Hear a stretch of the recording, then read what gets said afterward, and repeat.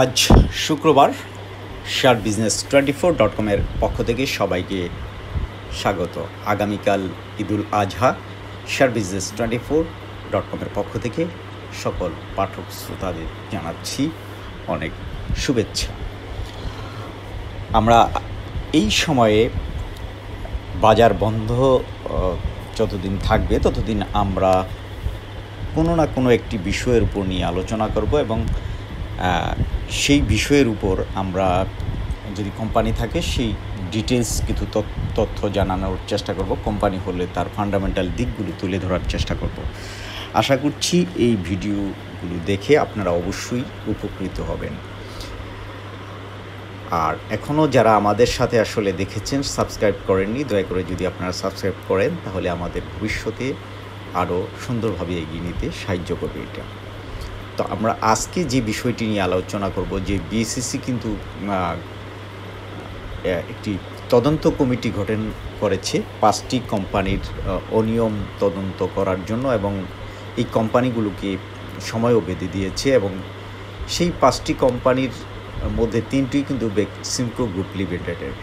আমরা প্রথমে যদি সেই খবরটি দেখি যে শেয়ার বাজারে অনিয়ম, স্বচ্ছতা, ঘাটতি ও বিনিয়োগকারীদের স্বার্থ রক্ষায় নতুন পদক্ষেপ নিয়েছে নিয়ন্ত্রক সংস্থা বিএসইসি। বেক্সিমকো গ্রুপের 3টি প্রতিষ্ঠান সহ মোট 5টি তালিকাভুক্ত কোম্পানির বিরুদ্ধে তদন্ত শুরু করেছে কমিশন। এর পাশাপাশি আমরা এই খবরটির পাশাপাশি আমরা ওই 5টি কোম্পানির ফান্ডামেন্টাল কিছু দিক আমরা তুলে ধরব এবং বাজারে এগুলোর কী ধরনের পারফরমেন্স করছে সেগুলো আমরা দেখব। তো আশা করছি শেষ পর্যন্ত এই ভিডিওটি দেখলে আপনারা অবশ্যই উপকৃত হবেন।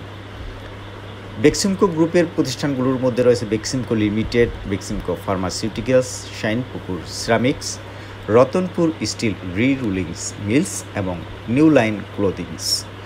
বিএসইসির অতিরিক্ত পরিচালক মোহাম্মদ জিয়াউর রহমানের নেতৃত্বে 4 সদস্যের তদন্ত কমিটি আগামী 15 কার্যদিবসের মধ্যে প্রতিবেদন দেবেন। এই সময়ের সীমাটা নির্ধারণ করে দিয়েছেন বিএসইসির নিয়ন্ত্রক সংস্থা বিএসইসি। তদন্তের আওতায় কোম্পানিগুলোর স্পন্সর ডিরেক্টরদের যৌথ শেয়ার ধারণ, আর্থিক প্রতিবেদন জমা, বার্ষিক সাধারণ সভা এজিএম আয়োজন এবং ইনসাইডার ট্রেডিংয়ের সম্ভাবনা যাচাই করা হবে। অর্থাৎ ইনসাইডার ট্রেডিংয়ের মাধ্যমে প্রতিষ্ঠানগুলো কোনো ধরনের কারসাজি করেছে কি না সেগুলো দেখা হবে। বিশেষ নজরদারির মূল কারণ রাজনৈতিক ও অর্থনৈতিক সংশ্লিষ্টতা। বেক্সিমকো গ্রুপের vice chairman Salman F Rahman ছিলেন আগের সরকারের সদস্য, অর্থাৎ প্রধানমন্ত্রীর অর্থ বিষয়ক উপদেষ্টা, অর্থনৈতিক।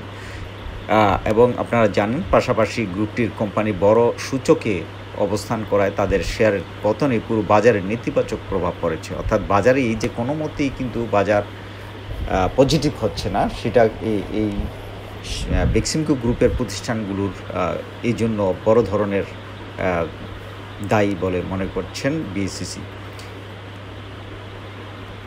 অন্যদিকে পাশাপাশি গ্রুপটির কোম্পানি বড় সূচকে অবস্থান করে তাদের শেয়ারের পতনে পুরো বাজারে কিন্তু নেতিবাচক প্রভাব পড়ে, এটাও জানা গেল। তারপর বেক্সিমকো গ্রুপের পরিসংখ্যা ব্যাংক ঋণের পরিমাণ 4000 বিলিয়ন টাকা ছাড়িয়ে গেছে, যার বড় অংশই পরিণত হয়েছে মন্দ ঋণে। তাদের অধীনে শাইনপুকুর সিরামিক্সের স্বল্পমেয়াদী ঋণের পরিমাণ 694 মিলিয়ন টাকা। অন্যদিকে নিউ লাইন ক্লোদিংস 2021 সালের পর আর্থিক প্রতিবেদন প্রকাশ করেনি। এমনকি সাম্প্রতিক এক পরিদর্শনে কোম্পানিটিকে বন্ধ পাওয়া গেছে। রতনপুর স্টিল রিরুলিং মিলসও রয়েছে আলোচনায়। কোম্পানিটির স্পন্সর ডিরেক্টরদের যৌথ শেয়ার 30% নিচে চলে এসেছে এবং 2017 সাল থেকে মুনাফা কমতে 2021 সালের 379 মিলিয়ন টাকার লোকসান দাঁড়ায়। এরপর আর কোনো হালনাগাদ আর্থিক তথ্য পাওয়া যায়নি। এই প্রেক্ষাপটে বিএসইসি সম্প্রতি নতুন নির্দেশনা জারি করেছে।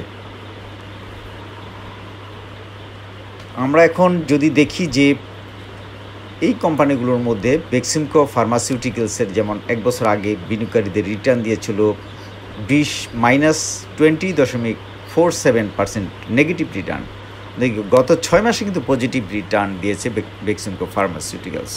5.05% পজিটিভ রিটার্ন দিয়েছে বিনিয়োগকারীদের। সর্বশেষ লেনদেনের দিনে প্রতিষ্ঠানটির শেয়ার দর 1.86% বেড়ে 87 টাকা 40 পয়সায় সর্বশেষ লেনদেন হয়েছে। প্রথম প্রান্তিকে প্রতিষ্ঠানটির শেয়ার প্রতি আয় হয়েছে 3 টাকা 77 পয়সা, দ্বিতীয় প্রান্তিকে শেয়ার প্রতি আয় বেড়ে 4 টাকা 10 পয়সায় দাঁড়ায়। প্রতিষ্ঠানের পি রেশিও কিন্তু ভালো 6.69 এবং ডিভিডেন্ড ইল্ড 3.39। এই প্রতিষ্ঠানটি 30.13% শেয়ার রয়েছে উদ্যোক্তাদের কাছে এবং 27.67% শেয়ার রয়েছে বিদেশি বিনিয়োগকারীদের কাছে এবং 17.5% শেয়ার রয়েছে সাধারণ বিনিয়োগকারীদের কাছে এবং 24.7% শেয়ার রয়েছে কিন্তু প্রাতিষ্ঠানিক বিনিয়োগকারীদের কাছে। এরপর বেক্সিমকো গ্রুপের আরেকটি প্রতিষ্ঠান Bangladesh export import company limited. এই প্রতিষ্ঠানটি 1 বছর আগেও কিন্তু স্থিতিশীল ছিল, অর্থাৎ না পজিটিভ রিটার্ন দিয়েছে বিনিয়োগকারী, না নেগেটিভ রিটার্ন দিয়েছে। গত 6 মাসেও একই অবস্থা ছিল। প্রথম প্রান্তিকে প্রতিষ্ঠানটির শেয়ার প্রতি লোকসান হয়েছে 1 টাকা 26 পয়সা, দ্বিতীয় প্রান্তিকে লোকসানের পরিমাণ বেড়ে 2 টাকা 58 পয়সায় দাঁড়িয়েছে। প্রতিষ্ঠানটির যদি লক্ষ্য করি, এই প্রতিষ্ঠানটির 33.11% শেয়ার রয়েছে উদ্যোক্তাদের কাছে, 32.52% শেয়ার রয়েছে প্রাতিষ্ঠানিক বিনিয়োগকারীদের কাছে এবং 33.43% শেয়ার রয়েছে কিন্তু সাধারণ বিনিয়োগকারীদের কাছে। তৃতীয় প্রতিষ্ঠানটি বেক্সিমকো গ্রুপের শাহিনপুকুর সিরামিক্স। এই প্রতিষ্ঠানটি 1 বছর আগে যেখানে মার্কেট রিটার্ন দিয়েছিল বিনিয়োগকারীদের -37.28% নেগেটিভ, গত 6 মাসে কিন্তু পজিটিভ রিটার্ন দিয়েছে 58.39%, অর্থাৎ পুরোটা উল্টো পজিটিভ রিটার্ন দিয়েছে এই বেক্সিমকো গ্রুপের শাহিনপুকুর সিরামিক্স প্রতিষ্ঠানটি। প্রথম প্রান্তিকে লোকসান গুনেছিল অবশ্য প্রতিষ্ঠানটি 35 পয়সা, দ্বিতীয় প্রান্তিকে 1 টাকা 1 পয়সা লোকসান গুনেছে। এই প্রতিষ্ঠানটির 42.89% শেয়ার রয়েছে সাধারণ বিনিয়োগকারীদের কাছে এবং উদ্যোক্তাদের কাছে 50% শেয়ার রয়েছে, বাকি 7.11% শেয়ার রয়েছে প্রাতিষ্ঠানিক বিনিয়োগকারীদের কাছে।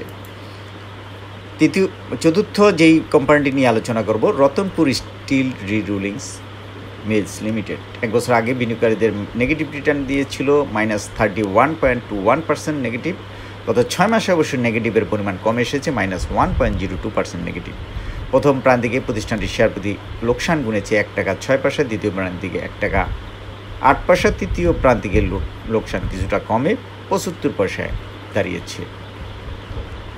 সর্বশেষ কার্যদিবসে প্রতিষ্ঠানটির শেয়ার দর 1.04% বেড়ে 9 টাকা 90 পয়সায় লেনদেন হয়েছে। 29.93% শেয়ার আছে উদ্যোক্তাদের কাছে। কোম্পানিটির দ্বিতীয় সর্বোচ্চ শেয়ার 34.08% শেয়ার রয়েছে প্রাতিষ্ঠানিক বিনিয়োগকারীদের কাছে, 35.99% শেয়ার রয়েছে সাধারণ বিনিয়োগকারীদের কাছে। এরপর রয়েছে নিউ লাইন ক্লোদিংস। 1 বছর আগে বিনিয়োগকারীদের নেগেটিভ মার্কেট রিটার্ন দিয়েছে -85.15%, গত 6 মাসে অবশ্য -28.89% নেগেটিভ রিটার্ন দিয়েছে। প্রথম প্রান্তিক, দ্বিতীয় প্রান্তিক, তৃতীয়, চতুর্থ কোনো প্রান্তিকেরই আর্থিক প্রতিবেদন প্রকাশ করেনি প্রতিষ্ঠানটি নিয়ে, কিন্তু এই ধূমজাল সৃষ্টি হওয়ায় কিন্তু Bangladesh securities and exchange commission প্রতিষ্ঠানটি নিয়ে তদন্ত কমিটি গঠন করেছে। 51.06% শেয়ার রয়েছে প্রতিষ্ঠানটির সাধারণ বিনিয়োগকারীদের কাছে, 18.33% প্রাতিষ্ঠানিক বিনিয়োগকারীদের কাছে এবং উদ্যোক্তাদের কাছে রয়েছে 30.61% শেয়ার। এই ছিল আজকে একটি প্রতিবেদনের ভিত্তিতে কোম্পানিগুলোর ফান্ডামেন্টাল চিত্র। সবাইকে অসংখ্য ধন্যবাদ।